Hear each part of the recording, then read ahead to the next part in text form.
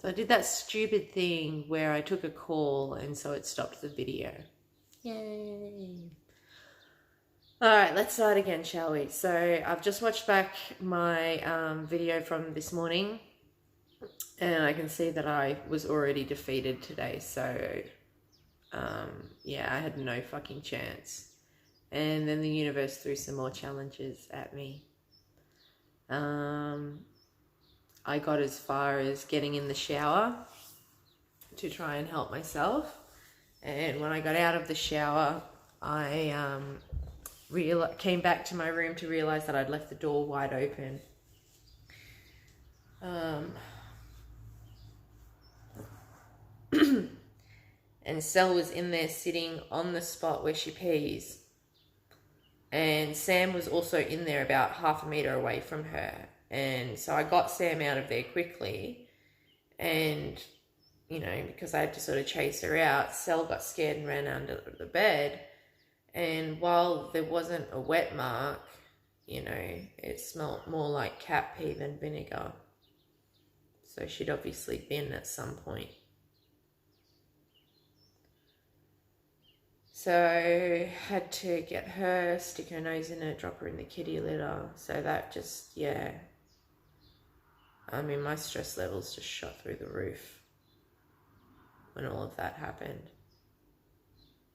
And, yeah, so that sort of, I guess, disrupted any plans that I had. Haven't gone and got my blood test done. I didn't think it was safe to do until I'd eaten something. I still haven't eaten anything.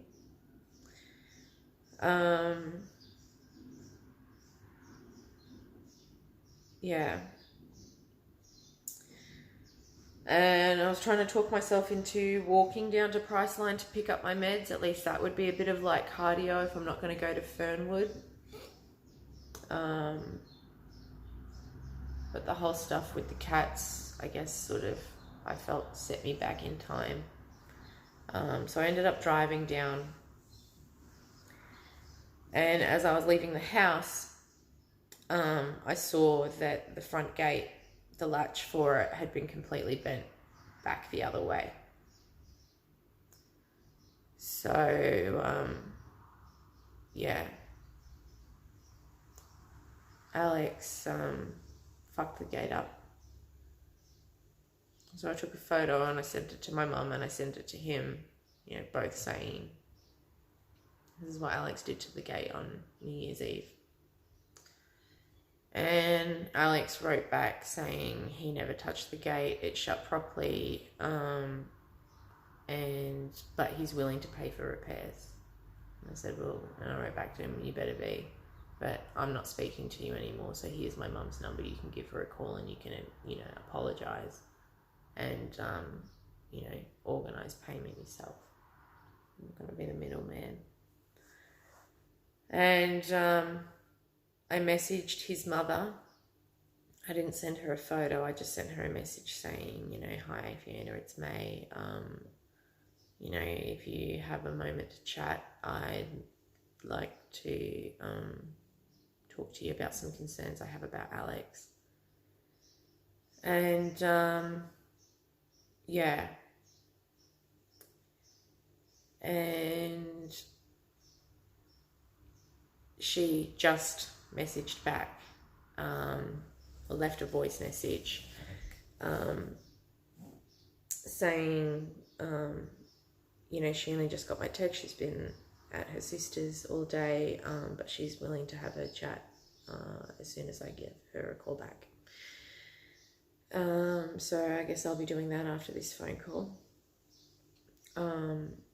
Yeah, I messaged her to say I want to talk about some concerns about Alex before I go to the police.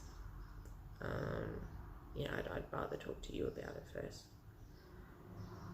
And, yeah. And then Mum called or sent a message back or something at some point. You know, saying that she expects him to pay for damages, otherwise we're taking it to the police. And, I mean, all of this happened while I was down at Priceline. And then I ended up going to the police station because it's just around the corner. Because what kept playing through my head was, you know, I told Rachel the things that he was saying, like, and the intentions that he was setting. And she said that if we know that and he actually goes through with it, then we can be accessories to murder. So for our safety, I went to the station and reported what Alex said that he is going to do or wants to do. And they're filing a safety report. Because, well, I just walked in there and I said, look, someone has said this, but if you go and ask him about it, he'll deny it and it'll just be his word against mine. So, you know, is there any point, you know, or can I, you know, and, yeah, I mentioned, you know, the calls, even though I told him not to contact me, the abusive voicemails he left me, but, yeah, look, he just took down everyone's details and said that he was going to write a report. So I guess that, I don't know, this is where they find out when someone actually goes out and does something like this, that, oh, they were warned to keep an eye on this human. Yeah. And I hadn't heard back from Fiona until like literally 7 minutes ago. So I'll have to give her a call. And then when I got home from all of that, Daniel messaged wanting a massage. I booked him in because it is a Thursday. I am meant to be open, and I guess because I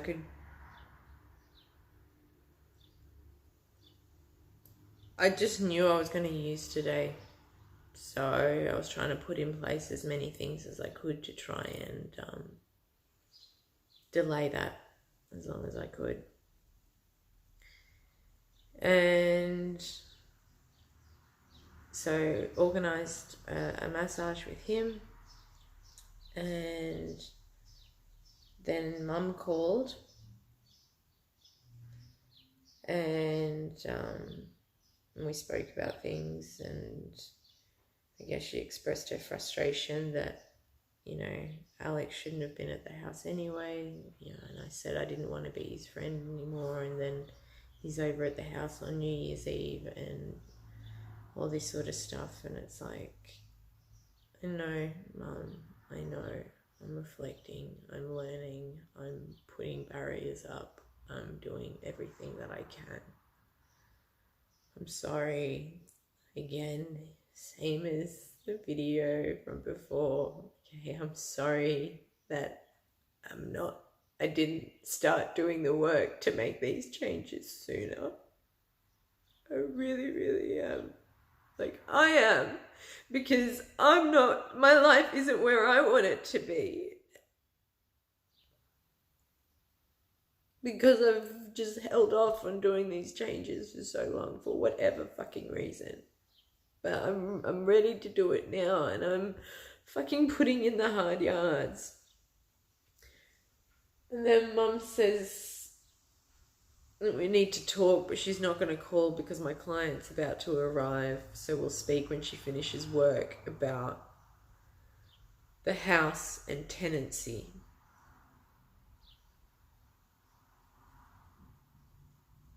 Which just set me off on a panic that I don't have anywhere to live, that they're going to kick me out.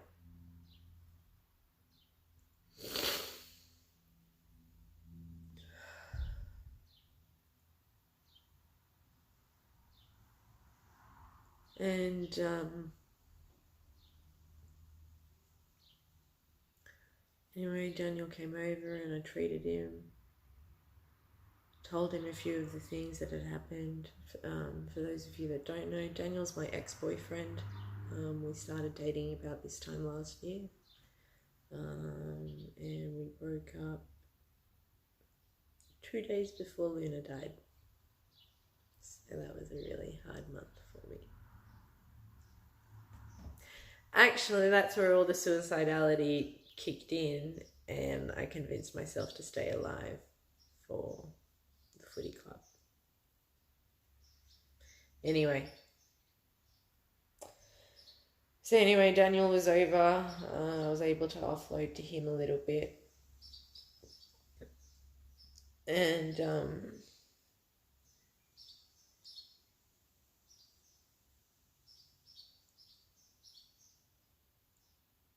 he asked for some pliers and a hammer. We went into the shed and we found some.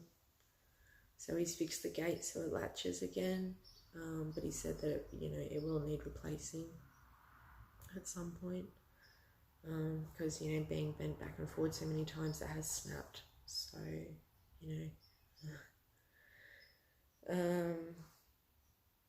and because Mum's at work and said that she didn't want to talk about it anymore, I called Dad. Even though I didn't want Dad involved, when Mum said that she was going to have to tell Dad about all of this, I got really scared. And so rather than sit in anxiety waiting for them, I just called him. And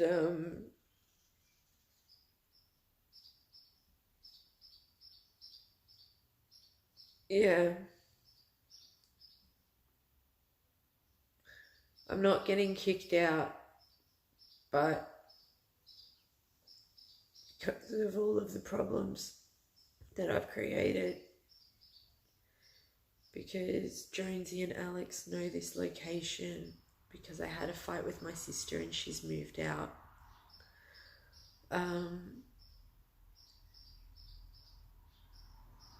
We can't afford this house anymore. Especially if I keep damaging the property. It's getting too hard for them to manage from up there, and they want to sell it.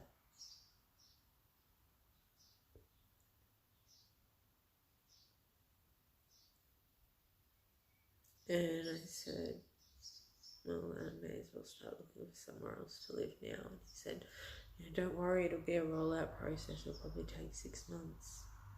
There's no rush. But,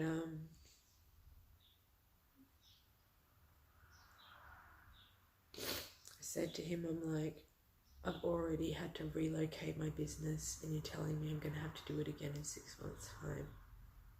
Like, that's going to be a massive disruption.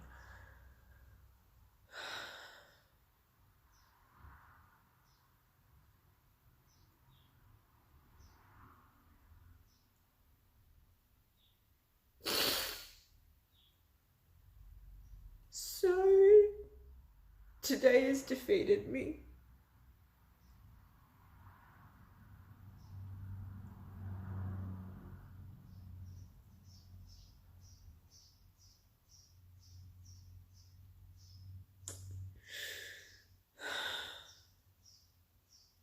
I'm checking in with myself to see if I want to kill myself. I don't, which is good. So, you don't have to worry about me. Yeah. Everything was really full on today. And I also, I guess, had the opportunity to reflect and realize that, the people that I shared the link to, Mum and Erica,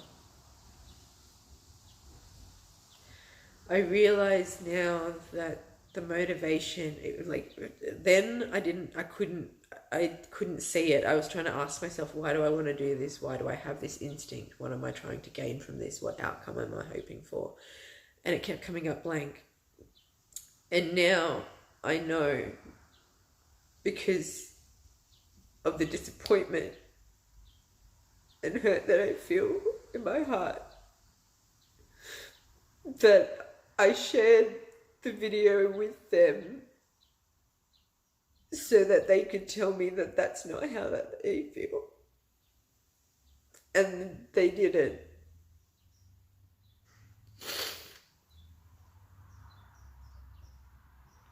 You know, they used it as an opportunity. I'm not saying they were being opportunistic, like they were waiting for it, but, you know, I gave them an opening to have a swipe at me. When what I was trying to do was be reassured that I'm none of those things.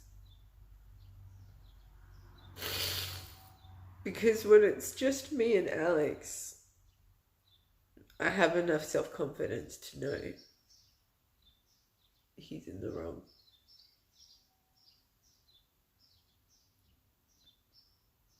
But if it's Alex and Erica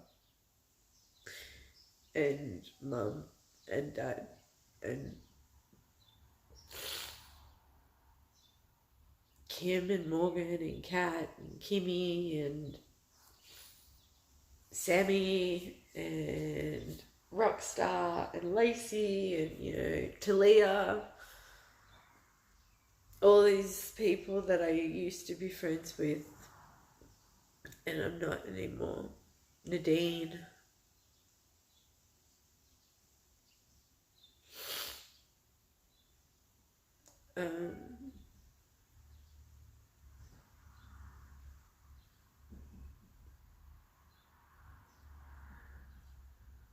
Yeah. Some of those relationships, you know, that will never be again. I don't think. I can distance myself from it enough because I have seen evidence through thinking back to the fight with Erica, watching back the video from a month ago, knowing how I'm feeling about everything that's going on around me right now. I have grown, I am growing, things are getting better. I'm stronger, I'm getting stronger. There is just still a few chinks in my armor. You know, it wasn't anything Alex said that hurt me. It was that no one was there to help me reinforce that it's not true.